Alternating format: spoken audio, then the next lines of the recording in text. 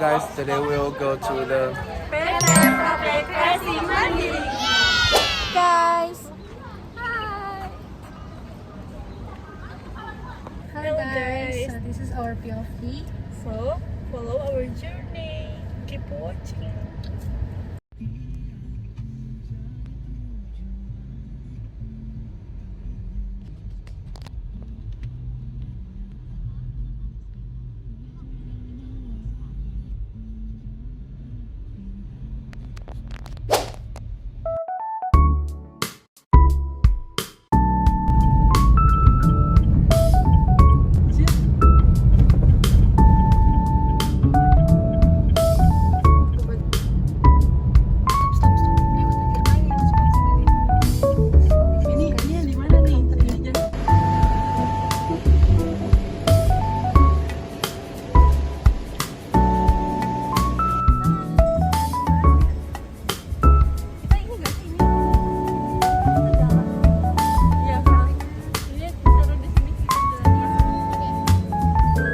Bye.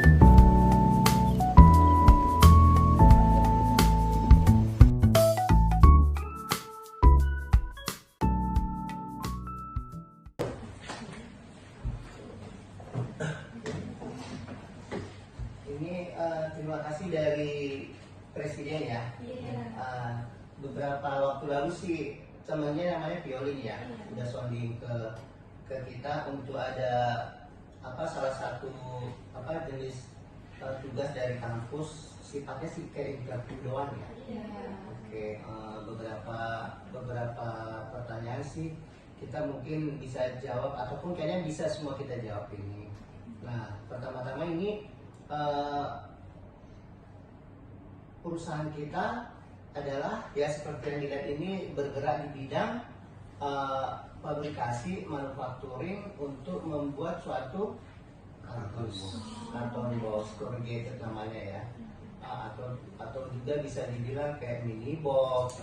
Ada kayak ada di sini proses produksinya juga mulai dari raw materialnya sampai ke finish good-nya ada alurnya. Tapi kalau seandainya teman-teman sekalian mau mereview mulai dari raw materialnya sampai finish good-nya sampai proses produksi, nanti kita ada salah satu mungkin nanti teman kalian yang videoin sekalian bertanya ke bagian raw materialnya, sekalian proses produksinya, QC-nya gimana, engineering-nya seperti apa, proses pengemasan seperti apa. Mulai stepnya ini kita atur dulu seperti apa dulu. Apakah di sini interview dulu apa bagaimana? Mungkin awal kita interview dulu, lalu setelah interview kita bisa langsung lihat produknya dan proses bagaimana cara pembuatannya Iya, iya begitu. Tapi kita menjawabnya secara manajemen dulu ya, karena kita kan bagian dari manajemennya, bukan dari productionnya ya. Mungkin kita perkenalan diri masing-masing dulu. Boleh. Jadi nama aku Violin. Saya Arno. Saya Haifa. Saya Hanifah. Saya Salsa. Satu major ya. Iya. Oh. Dan kebetulan kami ditugaskan dari mata kuliah sesuai chain management untuk interview company. Oh ya. Dan yang ada di mata kuliah tersebut. Oke. Lalu kita memilih PT ini untuk kami interview, dan sebelumnya kami sangat berterima kasih telah mengizinkan untuk ke PT Profek Kreasi Mandiri. Iya. Dan untuk proses interview lalu kita lihat-lihat itu kita meminta izin untuk sambil divideokan, apakah boleh? Boleh, nggak apa-apa. Boleh. Nama saya Andi Caksono. Saya di bagian accounting finance. Untuk pertanyaan boleh diajukan yang mana dulu aja. Yang mana? Mungkin pertanyaan pertama akan ditanyakan oleh Violin. Oke. Aku mau tahu kayak perusahaan ini tuh awalnya menjual tentang apa, memproduksi tentang apa, dan apa yang menjadi tantangan utama dalam manajemen rantai pasokan saat ini di perusahaan ini. Kalau secara supply chain kita kan supply chain kan mengelola sendiri, gudangnya gudang kita sendiri, jadi kita produksi masuk gudang sendiri, jadi kemungkinan untuk tantangannya pengelolaan stok mungkin kali ya Pak. Mungkin kadang stoknya kan ada yang kurang, ada yang lebih gitu. Karena kita mengelola sendiri secara supply chain. Berarti dari perusahaan Bapak ini yang mensuplai produk-produknya gitu ya? Kita langsung ngirim ke konsumen, langsung ke customer kita sendiri langsung, dari secara kendaraan kita sendiri, gudangnya kita sendiri. Teknologi yang meningkatkan efisiensi rantai pasokan itu apa? Kalau secara teknologi maksudnya sistem atau gimana? Iya, sistem. Nah, untuk sistem kan kita punya sendiri, dari processing kita langsung kelola, dari raw material kita langsung masuk ke sistem. Terus jadi kalau secara stok kan kita kan raw material karton ya, jadi kan kita langsung bisa langsung secara order kita langsung produksi ya. Maksudnya teknologi yang digunakan saat ini sih masih belum ada, cuman yang saat ini dilakukan itu masih Microsoft Office aja. Kita belum ada pakai SAP. Di bidang itu belum ada. Di bidang raw material sama persediaan.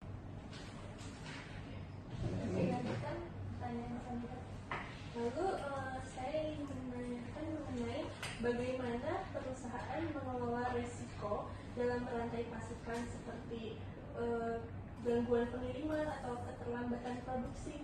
Oh, kita kan ada orang sales, kita langsung berkomunikasi dari orang sales. Kalaupun ada keterlambatan ataupun produksi barang belum jadi gitu, kita langsung ada komunikasi langsung ke customer. Jadi kita langsung antisipasinya langsung action. Jadi nggak ada kayak menunda-nunda atau gimana gitu. Jadi kita nggak ada kayak ada kayak grafik ataupun cara-cara yang dipakai, nggak ada. Cuman ya action sendiri aja. Jadi kalau seandainya ada kendala kita langsung follow up sendiri. Langsung komunikasi itu yang paling efektif saat ini. Lalu bagaimana jika perusahaan beradaptasi dengan situasi darurat seperti tahun kemarin, yaitu pandemi atau bencana alam, dalam konteks manajemen risiko? Oke, kalau untuk manajemen risiko pada saat pandemi yang COVID-19, yang kami lakukan itu tidak memutuskan hubungan pekerjaan dengan karyawan. Nah, kami tetap bertahan dengan SDM yang sudah ada. Tapi ada beberapa kita bikin kayak seperti kebijakan memotong gaji karyawan 25% selama belum kondusif. Nah, tapi ya alhamdulillah puji Tuhan, kemarin pas lagi pandemi itu kami dipotong gajinya itu hanya kisaran 3 bulan aja. 25% dipotong semua gajinya, dan overtime-nya juga ditiadakan. Jadi tidak ada yang namanya overtime. Jadi semuanya dipersempit, istilah kata kita padat karya semua untuk mengurangi kos yang tidak berguna. Soalnya kalau seandainya nanti ada yang dibebankan, ada yang dikorbankan seperti karyawan kan, nah itu kan termasuk tidak ada kemanusiaannya. Mendingan semua menikmati tetapi tidak ada yang berkorban. Jadi istilah kata kita masih bisa menerima upah setiap bulan, tapi dengan nominal yang agak sedikit dikurangi, itu aja sih. Lalu setelah kondisi biasa ya? Iya, jadi setelah kondusif beberapa keputusan dari manajemennya memberlakukan seperti sedia kala, tapi dengan catatan overtime ada diminimalis saja. Setelah udah normal, walaupun tidak normal kemarin, tapi kita yang namanya gaji itu tetap kita kasih full. Hanya beberapa bulan doang, hanya beberapa periode gajian aja. Bisa lanjut ke pertanyaan selanjutnya. Mengenai tanggung jawab sosial perusahaan itu bagaimana perusahaan menyatukan keberlanjutan dan tanggung jawab sosial dalam manajemen supply chain. Tanggung jawab sosial ya. Iya. Ini ke eksternal atau ada terbagi dua? Jadi kan tanggung jawab sosial kita kepada eksternal itu setiap ada bencana alam, perusahaan kita ada memberikan sedikit berupa sumbangan baik barang ataupun tenaga. Seperti dulu kita ada kebanjiran di Karawang, kita mensuplai ke sana beras, kendaraan, dan sepatu boot karena mereka membutuhkan itu. Jadi request mereka hanya beras dan sepatu boot. Nah, jadi di lain pihak juga kita secara eksternalnya tanggung jawab sosial kita berikan peluang bagi anak PKL di sekitar lingkungan Cikarang Selatan ataupun di Cikarang Utara, yang penting di sekitar Cikarang. Jadi kami bekerja sama juga dengan beberapa sekolah-sekolah SMK di sini. Nanti adik-adik bisa lihat kita di sini memperlakukan namanya praktik kerja lapangan. Itu secara tanggung jawab kita secara sosial keluar. Nah, kalau yang untuk di dalam juga ada tanggung jawab sosial kita adalah memberikan makanan yang sehat, catering, ada vitamin, ada juga susu. Nah, jadi tidak hanya menerima upah, tidak hanya menerima overtime, tetapi kita juga memberikan tambahan seperti makanan sehat sama tambahan vitamin. Semua karyawan, transport juga. Pada saat COVID juga dulu kita juga selalu memberikan vitamin C, selalu. Telur rebus juga. Telur rebus. Tapi untuk saat ini vitamin C sama jamu sudah tidak lagi. Karena itu sebenarnya anjuran dari Dinas Tenaga Kerja. Dan harus, dan itu juga dipoto dan disubmit ke Dinas Tenaga Kerja. Sejauh mana kita memelihara SDM selama pandemi. Nah, itu tanggung jawab penuh dari manajemen. Dampak dari praktik yang tadi disebutkan itu perusahaan untuk efisiensi supply chain bagaimana dampaknya? Dampak secara nyatanya ya, nah jiwa semangat daripada kita semua yang bekerja di sini atau SDM itu masih ada harapan. Setidaknya kita tidak merasakan walaupun pandemi kemarin kita tidak merasa seperti was-was seperti apa nanti perusahaan ke depan seperti apa, karena kan pada dasarnya di saat pandemi kemarin banyak beberapa perusahaan yang belum tikar ataupun kolab, tapi pimpinan kami meyakinkan kita tidak akan mengurangi karyawan dan kita tidak akan tutup perusahaan dan tidak akan gulung tikar. Itu jaminan yang diberikan oleh pucuk pimpinan kepada kita pada saat itu. Selama di pandemi itu apakah demand atau permintaan dari customer agak berkurang dari hari ke Udah hari? Pasti Itu udah pasti. berkurang kisaran 70. Ada sebenarnya sih kalau secara order tidak berkurang, cuman dari customer sendiri ataupun dari vendor-vendor kita yang di perusahaan ini yang saya bilang ya masih depending terus. Hanya depending aja, tapi kalau request dari mereka sih sebenarnya sudah banyak. Karena ekonomi di luar sana itu masih belum kondusif, jadi mereka belum 100% memberikan PO-nya ke kita.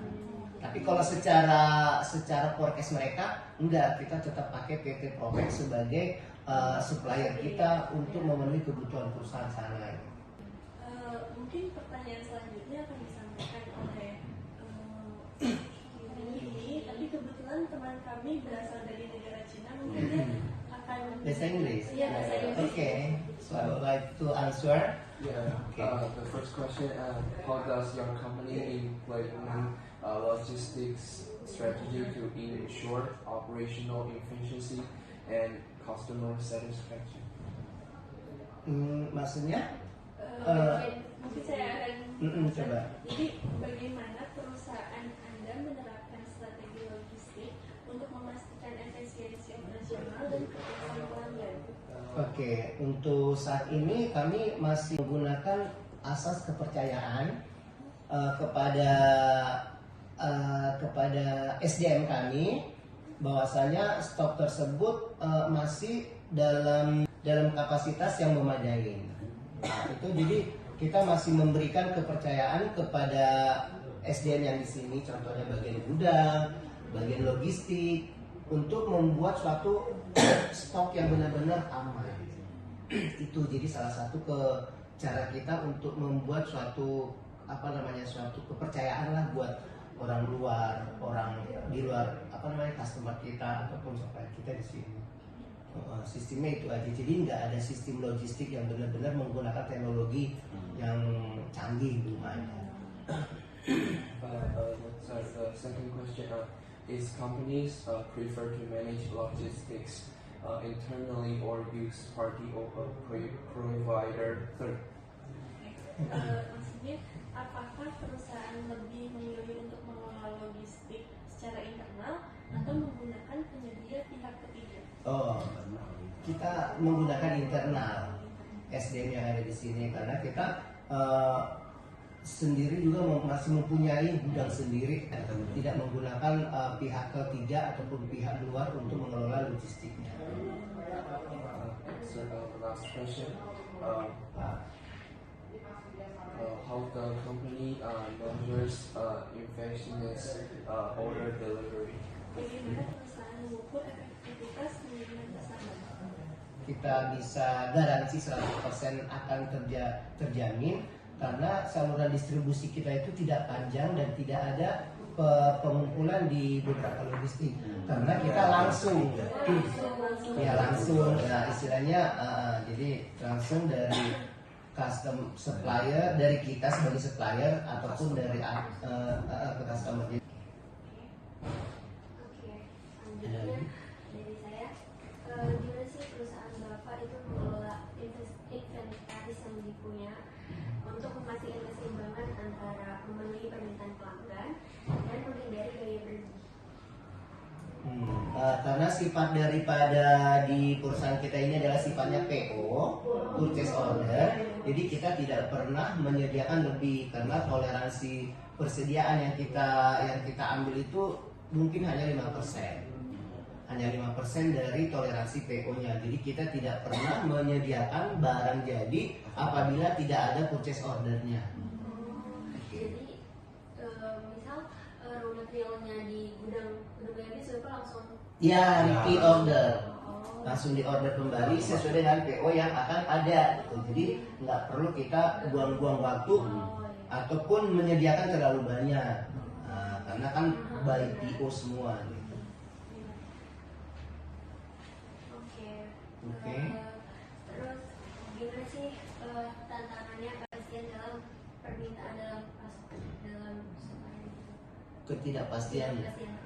Oh, Gimana menghadapinya, Pak? cara menghadapi ketidakpastian tersebut, jadi kita ada beberapa di perusahaan itu biasanya ya rata-rata tidak terpaku dengan satu pemasok. Tidak terpaku dengan satu pemasok, jadi kita harus menyediakan pembanding 3 atau 2, minimal 2 ataupun 3. Itu dalam arti begini, apabila mesin PTA itu kita udah pesen nih rusak, nah kita masih bisa langsung nego ke PTB. Nah itu selalu kami jalankan ke PTB. Nah dalam arti kayak gini, walaupun produk itu lebih mahal di PTA ataupun lebih murah di PTA, di PTB lebih mahal sedikit, tapi kita tetap membagi. Kita tetap membeli ke PTB walaupun lebih rendah, lebih tinggi harganya, walaupun ke PTC lebih tinggi lagi. Itulah yang namanya menjaga ekonomi stabil. Nah, jadi di perusahaan itu begitu. Jadi kita mentang-mentang kita belinya ke sini murah, nggak boleh. Itu tidak boleh, tetap ke yang mahal juga. Nah, suatu saat PT yang murah itu mesinnya rusak. Nah, PTB yang mahal ini sedikit tidak akan melayani kita nanti. Nah, jadi itu kalau sistem perusahaan itu seperti itu adik-adik ya. Jadi bukan harga itu nomor sekian, tetapi hubungan antar menjaga relasi itu paling penting. Jadi walaupun PT-nya itu menjual murah, tapi kita tidak selalu terpaku ke situ. Nah, itu yang namanya menjamin, untuk bisa menjamin yang namanya stok kita ataupun apapun yang terjadi kita masih punya garansi kemana-mana. relasi yang baik gitu ya. Iya, iya. Selanjutnya mungkin tentang manajemen pasokan dan proses pengadaan. Bagaimana perusahaan mengelola proses pengadaan dan pemilihan pemasok untuk meningkatkan efisiensi dan keberlanjutan dalam rantai pasok. Oke, kalau itu dalam hal ini kebetulan kita pakai Vivo. Iya, first ya. Pertama datang langsung itu yang benar-benar dikerjakan. Nah, karena produksi langsung itu dalam arti begini, supaya barang yang udah di lama ataupun jadi tidak ada yang namanya penumpukan. Work in first out, kita menggunakan itu. Jadi pertama datang udah langsung diproses, jadi nggak ada yang terakhir, karena kita karena pada dasarnya kita tidak pernah membeli barang atau pasokan barang kita itu more than 10% daripada PO-nya. Kita tidak pernah over persediaan. Ya, kalau memang udah diminta dari customer itu 10, kita kasih toleransi nih 10,2 gitu.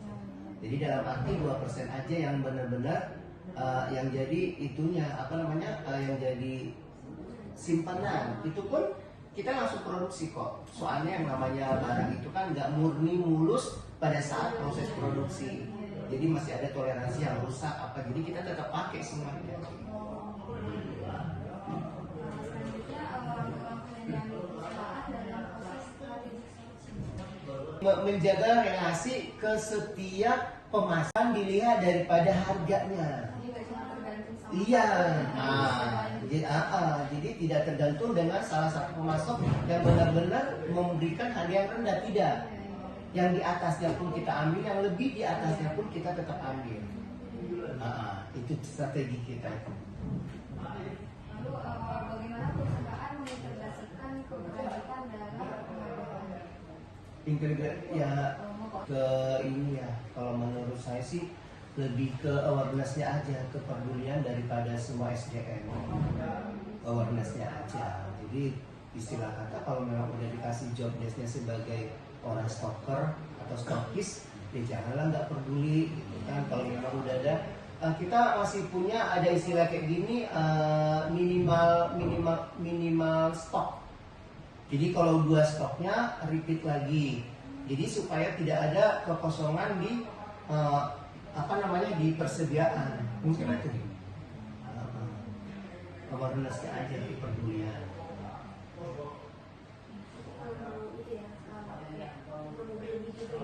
Iya. Jadi teman-teman yang bisa di Mungkin untuk interview sepertinya itu saja. langsung ke proses. Mungkin langsung ke proses ya. Iya. Oke. Ayo, yang dari mana dulu? Supaya nanti kita nggak usah ngumpul di sini interview lagi kan ya. Biar lebih enak itu ya. Makanya tadi kan saya bilang ya sistem interview dulu di sini. Nah kalau untuk interview yang lebih spesifiknya lagi ke engineering, ke bagian purchasing, ke bagian apa biar sekali jalan ya. Apa sekalian? Masih satu. Di sini pemaparan. Oh.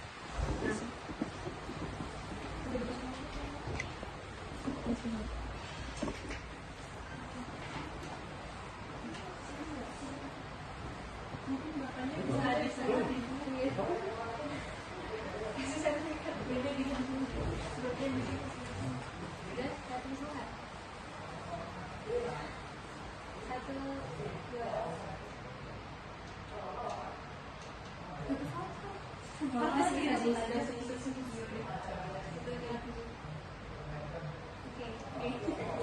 Ya, sama-sama. Saya Kia. Yuk.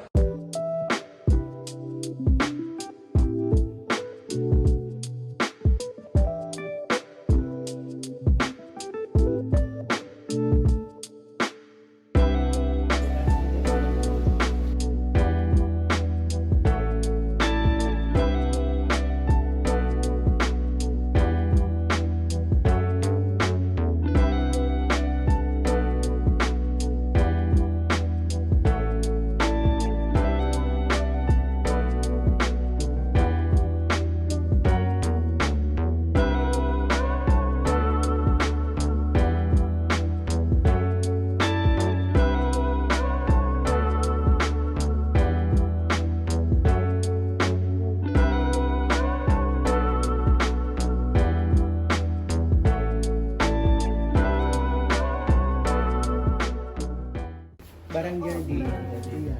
Pesanan. Iya. Iya, tinggal kirim aja ya. Iya.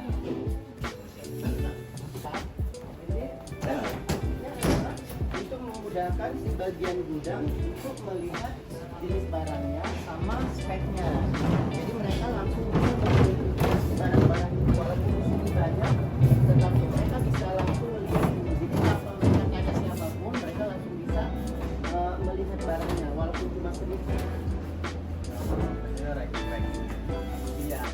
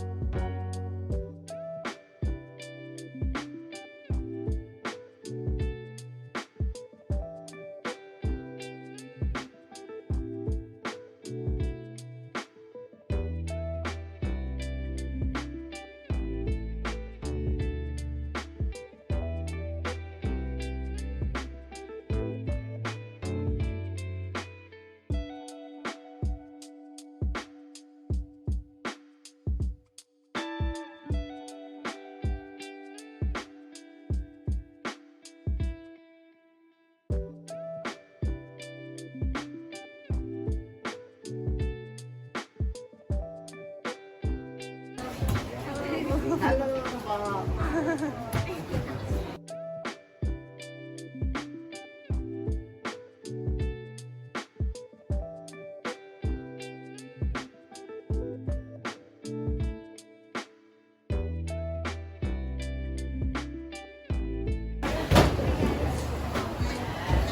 Jadi ini adalah produksi bahan supplier. Jadi ini kardus. Masuk juga mas video. Halo Mino. Halo.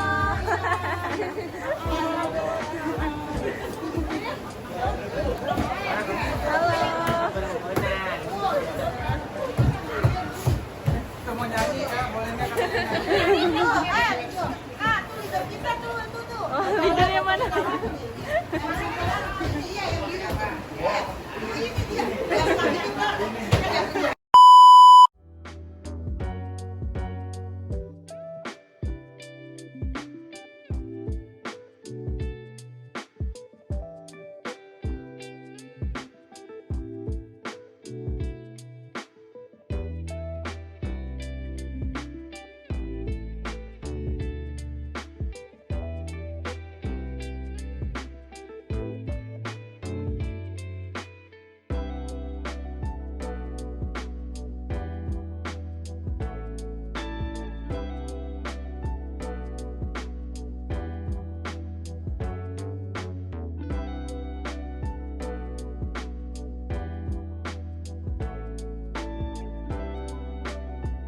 Jadi guys, ini tuh untuk pisaunya.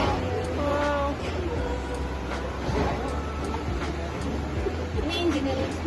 Ya, ini engineering. Ini engineeringnya ya.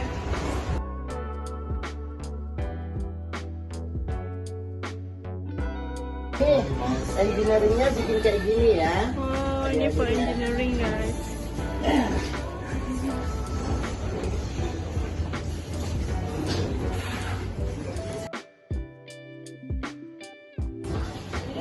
Ini untuk apa ini? Oh, kerangkanya ya bikin. Oh. Oh. Pizza. Ya ya ya. Oke.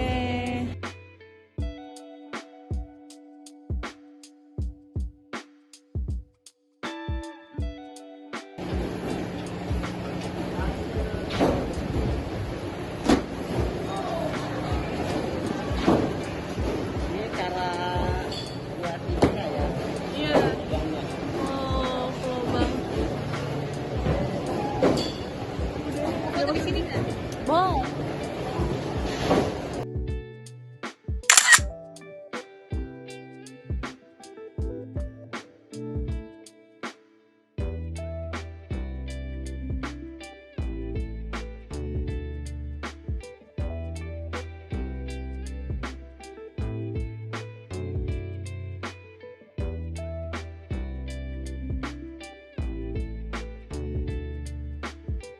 Ini mesin ini warna. Oh, printernya. Printer segede gini. Ah. Ini juga, Pak? Ini lambungin potong. Oh, Buat motong-motong. iya ya.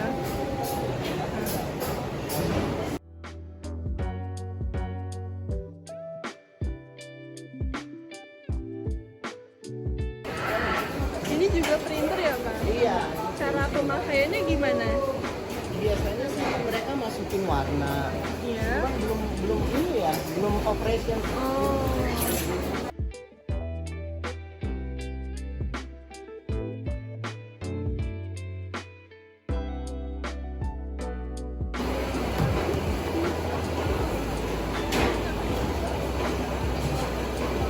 Pemotongan cara punya.